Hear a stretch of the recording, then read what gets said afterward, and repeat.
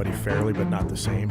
It's related to that. You know that there's guys that need to get X number of reps. There's guys that don't. I mean, Joe is, 40 years old, has seen a lot of football, has played a lot of football. He does not need as many reps as the young guys do. So tried to be smart where we can still give Joe an opportunity to get better, an opportunity to be evaluated, while also maybe shifting a few of those reps to the younger guys, and then mixing it up throughout. We had multiple guys in there at multiple spots, and that's kind of the way we've looked at doing business here the last 3 weeks with 9 practices, where we just want to see a lot of these guys in a bunch of different situations. That is a voice that has become very familiar. Daniel Iacuzzi, our Browns team reporter, here with us. And Daniel, we got 4 quarterbacks currently healthy on this roster. Any sense what the plan is? 4 quarterbacks once camp opens next week in the Gabriel?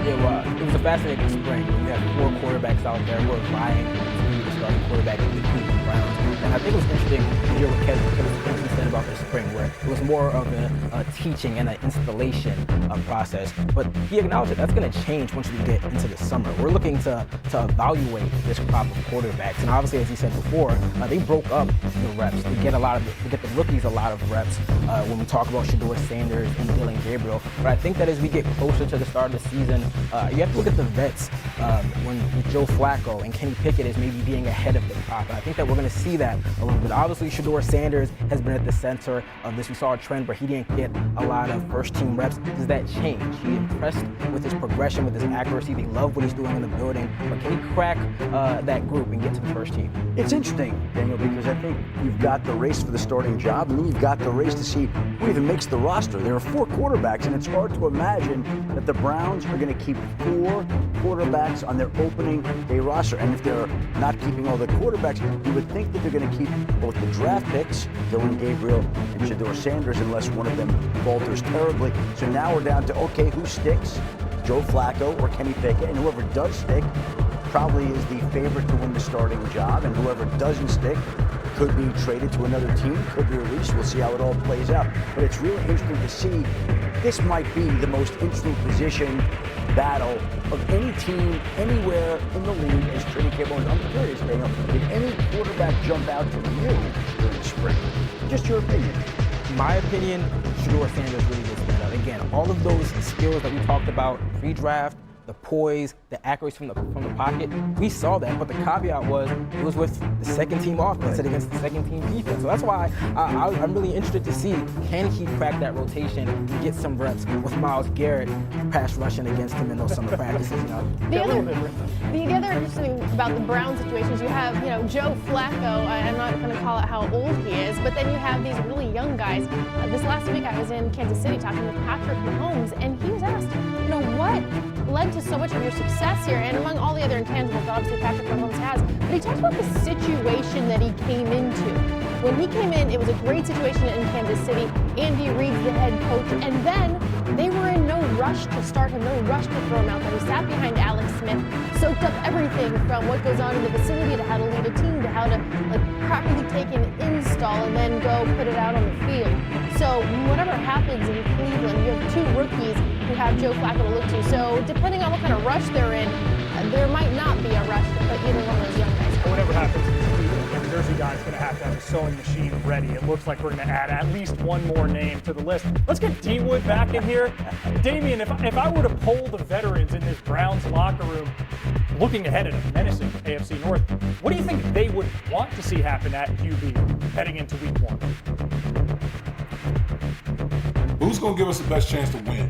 Veterans don't care about 2026 and beyond. All vets care about is who's going to give us the best chance to win in this moment, in this season. And so if you're asking the veterans, they have a keen eye. They're looking at all these guys, the reps they're taking in practice, okay, because that's where everything is decided. And I think if you're Kevin Stefanski, the one thing you have to do, the one thing you can't do, you're not going to fool the players because we see everything. We see it all. And so you got to go out there and you got to announce at the end of the process, the guy that's going to give you the best chance to succeed. If that's a rookie, then so be it. If it's the 40-year-old veteran in Joe Flacco, then so be it. But vets just care about winning football games. That's it. whoever gets that QB1 spot, there are going to be some early tests on the schedule. Here's the first 5 weeks for Cleveland. Bengals, Ravens, Packers, Lions, Vikings. That's 4 playoff teams, plus Cincy. We did have some legal news break over the weekend in regards to the Browns. Rookie running back Quinshon Judkins. Daniel, what more can you tell us about that situation? Yeah, police in Fort Lauderdale said Quinshon Judkins, the Browns' second-round pick, was arrested Saturday morning after they responded to what they called a delayed battery. There was an alleged incident that occurred last Monday but wasn't reported until Saturday. They said that once they did investigations, they did arrest Judkins. He was released from Fort Lauderdale jail after posting bond and going with having a bond hearing. The Browns and the NFL have said that they're aware of the incident and they're gathering more information, but Browns rookies are actually supposed to report to the facility for training camp Friday, so obviously with Judkins remaining, one of those remaining second-round picks that's unsigned, that's obviously another wrinkle to that situation.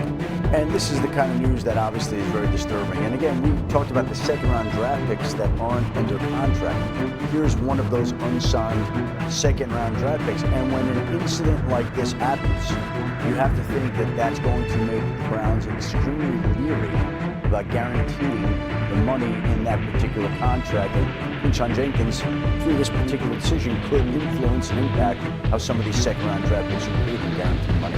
Yeah, those Browns rookies scheduled to report Friday. Judkins included. Better business is booming. And true, in some ways, the offseason's already over. We've got a training camp open for rookies. Chargers rookies were the first to report this summer, arriving in Southern California over the weekend with one major absence. Second-round pick, wide receiver Tre Harris. Lindsay, you're based in Southern California. What are the vibes there entering year 2 of the Harbaugh regime? You know, it's really interesting because Jim Harbaugh came in with a bang. Everybody in LA was so excited to have him, still is. But it was a really disappointing end to that first season with that blowout loss in the playoffs to the Houston Texans. So I think going into year 2, everyone's kind of looking to Harbaugh to establish that playoff team that can make a deep run, especially with Justin Herbert still at quarterback. And we mentioned it off the top, no Tre Harris, Adam. Welcome to the program. In LA thus far, which isn't really news. A lot of these second-round picks are unsigned. What do we know about Harris' situation as the Chargers rookies have already reported? Well, Phil, 30 of the 32 second-round draft picks have not signed. Obviously, every second-round draft pick wants what Jayden Higgins got in Houston, what the Browns linebacker got also. They're looking for guaranteed money of second-round draft picks. And teams and second-round draft picks currently are in disputes over how much money, guaranteed money, a second-round draft pick can get. So this Tre Harris holdout is nothing unusual. It is par for the course in the second round, and it'll be interesting to see if and when a breakthrough does occur, which team or player or agent gives in first. Well, we know, Adam, you mentioned it, not alone. 30 of 32 remain unsigned. This is going to be a story across the NFL in the coming weeks. When Harris does report to camp, he's got a pretty good QB waiting for him there. Over the last 2 years, Justin Herbert has posted the second-best touchdown-to-interception ratio of any QB. We forget, because of the 4 picks in the wild card loss, the only guy on this list better than Herbert, 4.3 touchdown to picks, Lamar Jackson, who won an MVP in that span, and you could make a cogent argument he deserves another. Damien, what have you been waiting patiently? You heard Lindsay talk about year 2